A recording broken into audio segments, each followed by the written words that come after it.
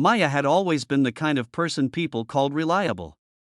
Not beautiful in the way magazines described, not brilliant in the way professors praised, but reliable, that quiet, steady kind of person who shows up, who helps, who never complains, who always finds a way to say yes even when every cell in her body is screaming no.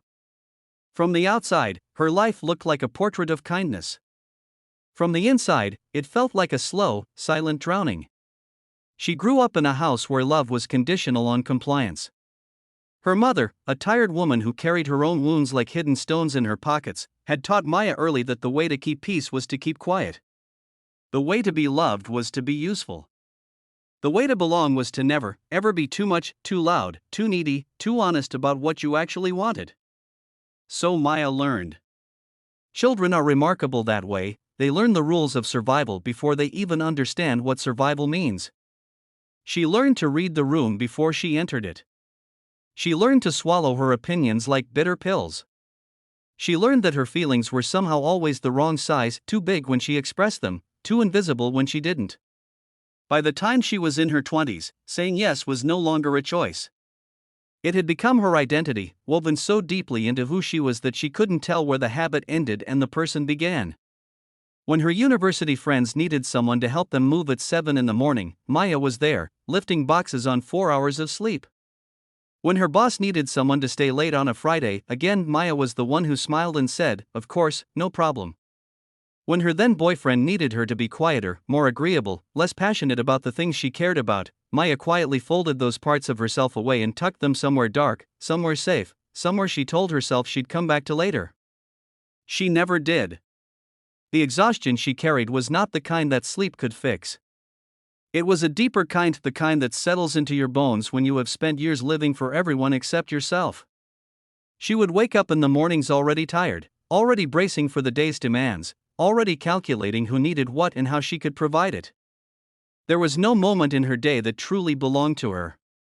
Her time was a currency she spent freely on everyone else, and she had somehow convinced herself that this was noble, that this was love, that a person who gives everything is a person of great character. But nobility and self-destruction can wear the same face for a very long time before you finally see the difference. There was a particular Tuesday in November, gray sky, cold coffee, a to-do list that had swallowed her entire weekend, when Maya caught her reflection in the bathroom mirror at work and stopped. Really stopped. She looked at the woman staring back at her and felt something she had not felt in years, a profound, aching sadness. Not for any single thing that had gone wrong, but for the slow accumulation of all the small surrenders. The dreams she had quietly abandoned. The paintings she had stopped making because someone once said they weren't practical. The solo trip to Portugal she had cancelled 3 times to accommodate other people's plans. The version of herself she had promised to return to and kept postponing, season after season, year after year, as though that future self had infinite patience, infinite time. She whispered something to that reflection, barely audible, barely brave, and what she said was this: "I don't even know who you are anymore." And that was the moment.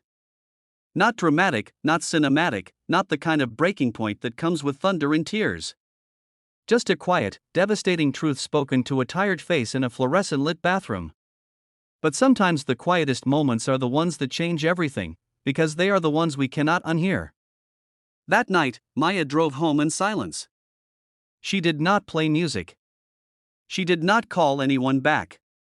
She just drove and let the question sit heavy in her chest: who is she, underneath all the yes? Underneath all the accommodating and the people-pleasing and the careful shrinking? Was there still a person in there, or had she given so much away that there was nothing left to find? She didn't have the answer yet.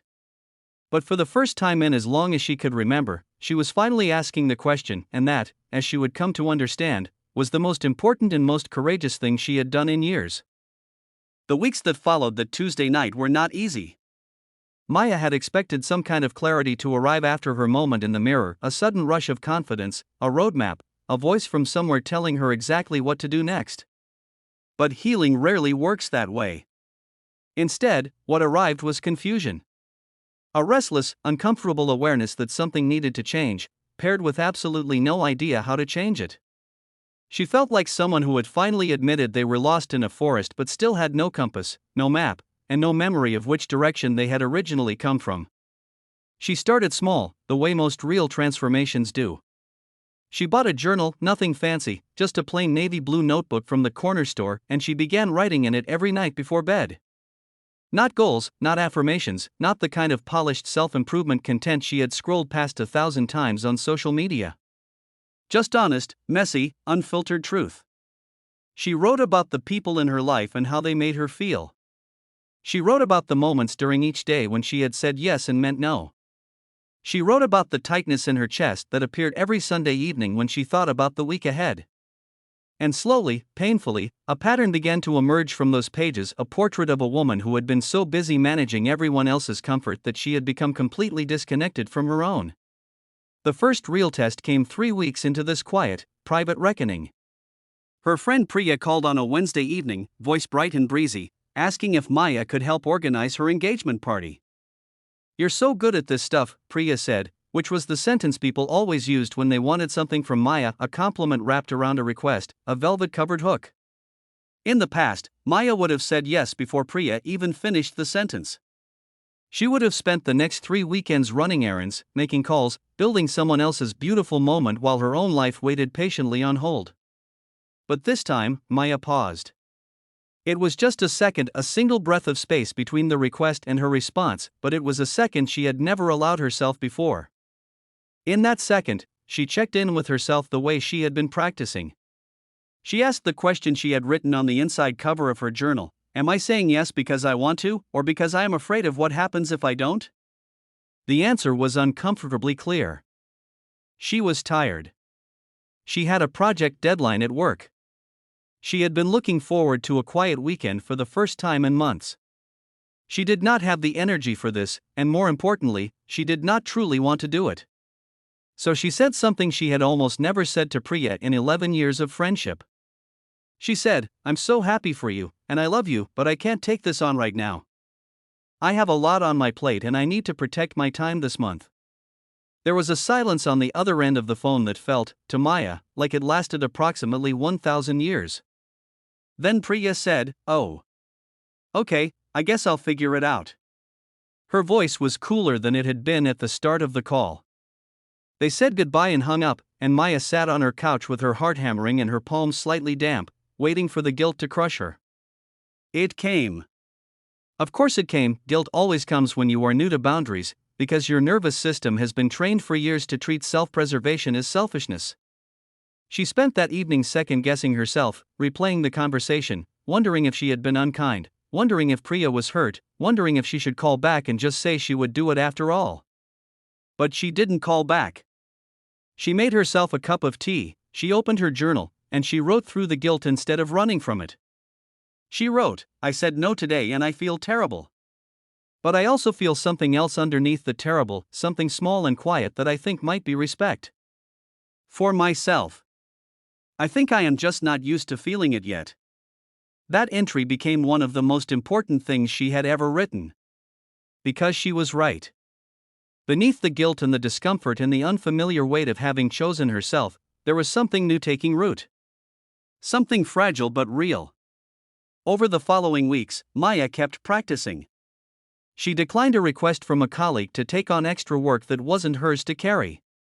She told her mother, gently but clearly, that she could not make it to every family gathering and that one visit a month was what she could genuinely offer.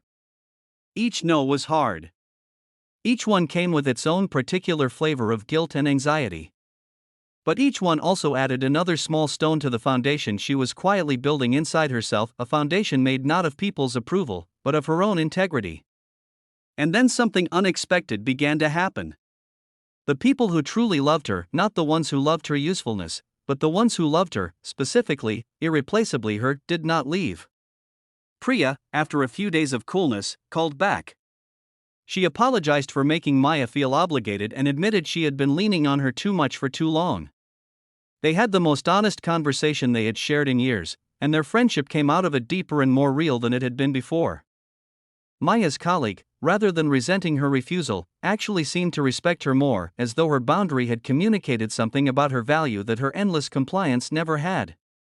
It turned out that the story Maya had told herself, that she had to earn her place in people's lives through constant giving, was not a universal truth. It was a script handed to her in childhood, and she had been performing it faithfully ever since without ever questioning whether it was actually true. She also began, slowly, to reclaim the parts of herself she had packed away. She dug out her old sketchbooks from a box under her bed and spent an entire Saturday afternoon just drawing badly, rustily, joyfully. She signed up for a watercolor class on Thursday evenings, something purely for herself with no practical application and no benefit to anyone else, and she discovered that this was precisely what made it feel so extraordinary. She started saying no to the things that drained her and yes to the things that genuinely lit something up inside her, and the difference in how she moved through her days was so profound it almost frightened her, because it made her realize just how long she had been living the other way. There was one evening, about 2 months into this slow revolution, when Maya was sitting by her window with her sketchbook and a glass of wine, the city lights just beginning to flicker on outside, and she felt something she hadn't felt in so long she had almost forgotten it was possible. She felt peaceful. Not the false peace of having kept everyone happy, not the exhausted relief of having gotten through another day of obligations, but genuine, quiet, bone-deep peace. The kind that comes when you are finally, actually, living a life that belongs to you. She picked up her journal and wrote just one line that night. She wrote, "I think I am starting to find her again." And she was. 3 months into her quiet revolution, Maya made a decision that terrified her more than any boundary she had set before. She booked a solo trip to Portugal. The same trip she had cancelled 3 times in 3 years, once for a friend's last-minute crisis, once because her boss had implied her absence would be inconvenient, and once simply because she had talked herself out of it, telling herself it was selfish, telling herself she could go later, telling herself later was a real place that actually existed on a map. This time, she booked the flight before she could think herself out of it. She paid the deposit on a small guesthouse in Lisbon, packed a bag with her sketchbooks and her watercolors and 2 novels she had been meaning to read for 2 years, and she went. Alone. With no itinerary, no group chat to coordinate, no one else's preferences to factor in. Just herself in a city she had dreamed about since she was 19 years old. The first morning in Lisbon, Maya woke up before sunrise and walked to a hilltop viewpoint called Miradoro de Graça, wrapped in a light jacket, coffee in hand, watching the city slowly wake beneath a sky that moved from deep violet to burning copper to the softest, most impossible shade of gold she had ever seen. And she cried. Not from sadness, or not only from sadness. She cried from the overwhelming, almost unbearable feeling of being exactly where she was supposed to be, doing exactly what she was supposed to be doing, completely and entirely as herself. No performance, no management, no careful calibration of her personality to suit the people around her. Just Maya, standing on a hilltop in a city that didn't know her name, watching the sun rise over terracotta rooftops, feeling for the first time in years like she was actually inside her own life rather than watching it from somewhere slightly outside.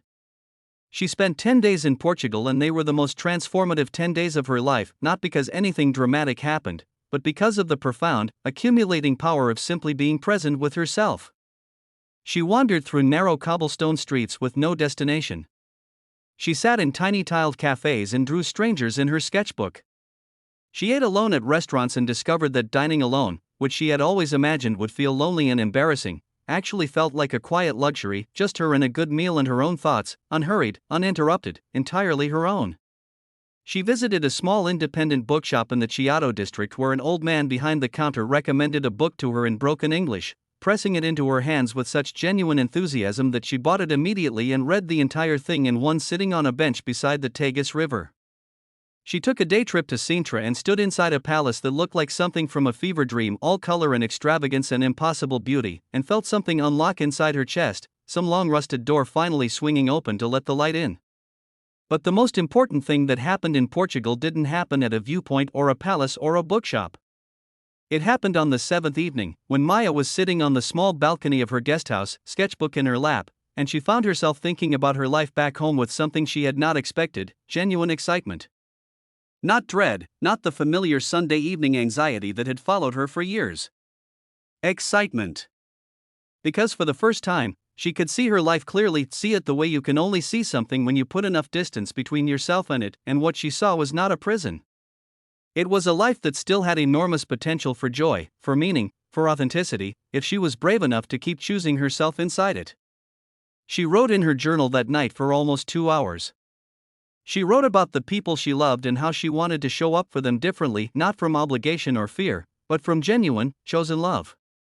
She wrote about her job and the parts of it that actually energized her versus the parts she had been tolerating out of inertia. She wrote about the paintings she wanted to make, the places she still wanted to see, the version of herself she was slowly, steadily becoming. And she wrote something that surprised her as it appeared on the page, something she hadn't consciously planned to write but that arrived with the quiet authority of a truth that had been waiting a long time to be acknowledged. I spent so many years being afraid that if I took up too much space, people would leave. But I was the one who left. I left myself, over and over, a little more each time, until I was barely there at all. Coming back to yourself is the longest journey there is. But I am on my way.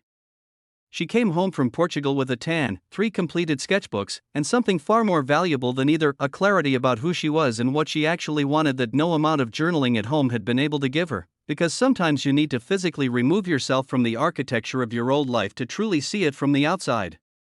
Back in her apartment, she made changes. Real, practical, deliberate changes. She rearranged her living room so that her art corner was no longer tucked apologetically into the smallest possible space but was instead positioned by the window with the best light, her supplies arranged with the same care she had always given to everything else except herself. She had an honest conversation with her manager about her workload, a conversation that made her voice shake and her hands tremble under the table, and she walked out of it with 2 responsibilities removed from her plate and a quiet, burning sense of her own dignity intact. She began saying no to social obligations that depleted her and yes only to the ones that genuinely nourished her, and she discovered that her social life, rather than shrinking, actually became richer, fewer interactions but deeper ones, less quantity, and infinitely more quality. She also began to notice something happening in the way other people related to her. There was a shift, subtle but unmistakable, in the way she was seen. The colleagues who had once loaded extra work onto her plate without a second thought began to pause before asking. The friends who had taken her availability for granted began to appreciate her presence more precisely because it was no longer unconditional. Even her mother, who had initially responded to Maya's new boundaries with wounded silence, eventually came to one of their monthly dinners with something Maya had never quite seen from her before: a kind of tentative respect. They were not a perfect family and they never would be. But they were, slowly and imperfectly, becoming more honest with each other. And honest, Maya had learned, was worth so much more than comfortable. There was a Thursday evening toward the end of that 3rd month when Maya was walking home from her watercolor class, paint still faintly visible on the back of her left hand, the city loud and alive around her, and a stranger outside a coffee shop smiled at her as she passed, one of those random, unremarkable, lovely moments of human connection that happen in cities every day. She smiled back. And she noticed, with something close to wonder, that the smile on her face was completely real. Not performed, not carefully calculated for someone else's benefit. Just real. Just hers. She was still learning. She still had days when the old habits clawed back, days when she said yes when she meant no, when she shrunk herself to keep the peace, when the guilt came roaring back like a familiar storm. But the difference now was that she noticed. She caught herself. She came back. And every time she came back, it was a little faster, a little easier, a little more like breathing. She was not yet the woman she wanted to be. But she was no longer the woman she had been afraid to leave behind. And the distance between those two things was exactly where she had chosen to live, in the beautiful, terrifying, necessary space of becoming. A year had passed since that Tuesday in November, since the fluorescent-lit bathroom and the tired reflection and the whispered question that had started everything. Maya marked the anniversary not with a party or a grand gesture but in the simplest, most perfect way she could imagine. She woke up early, made herself a strong cup of coffee, carried it to her art corner by the window, and she painted. Just that. Just the morning light falling across her sketchbook, just the quiet sound of the city waking up outside, just her own hands moving across the canvas with a freedom and a confidence that would have been unrecognizable to the woman she had been 12 months ago. She painted for 2 hours without checking her phone, without responding to a single message, without making herself available to anyone or anything except the work and the moment and herself. And when she finally set her brush down and looked at what she had made, she felt something she had once believed was reserved for other people, people more deserving, more talented, more entitled to joy than she was. She felt proud. Not the cautious, apologetic pride of someone waiting for permission to feel good about themselves, but a clean, solid, unqualified pride that asked nothing from anyone and needed no one's validation to exist. That painting, imperfect, honest, alive, became the first piece she ever hung on her own wall. Not tucked in a corner, not turned toward the wall when guests came over, but hung directly above her desk where she could see it every single day. It was a reminder. A small, painted declaration that she had made it through something, that she had chosen something, and that the choosing had cost her and saved her in equal measure. The relationships in her life had settled into new shapes over that year, the way landscape settles after an earthquake. Some things collapsed, some things cracked, and some things, unexpectedly, became stronger than they had ever been. She had lost 2 friendships that she had once considered central to her life, and she would be lying if she said it hadn't hurt. It had hurt enormously. There had been nights in the middle of that year when she had questioned everything, wondered if she had been too rigid, too selfish, too quick to protect herself at the expense of people she cared about.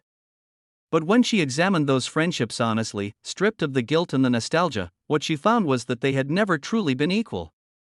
They had been transactions dressed up as intimacy, arrangements in which Maya gave and the other person received, and the whole thing functioned smoothly only as long as Maya never asked for anything in return. Those weren't friendships. They were performances, and she had been the only one on stage. The connections that remained, and the new ones she had built over the course of the year, were different in quality from anything she had experienced before. There was Priya, whose friendship had cracked open and reformed into something truer and more sustaining than it had been in all their years of surface-level closeness. There was a woman named Selin she had met in her watercolor class, a quietly fierce architect who laughed loudly and said exactly what she meant and made Maya feel, every time they were together, completely safe to do the same. There was her colleague James, who had witnessed her conversation with their manager from across the office and had stopped her afterward to say, simply, "That took guts. Good for you." 3 sentences that had meant more to her than 100 compliments about how helpful she was. These people did not need her to be small. They did not need her to perform.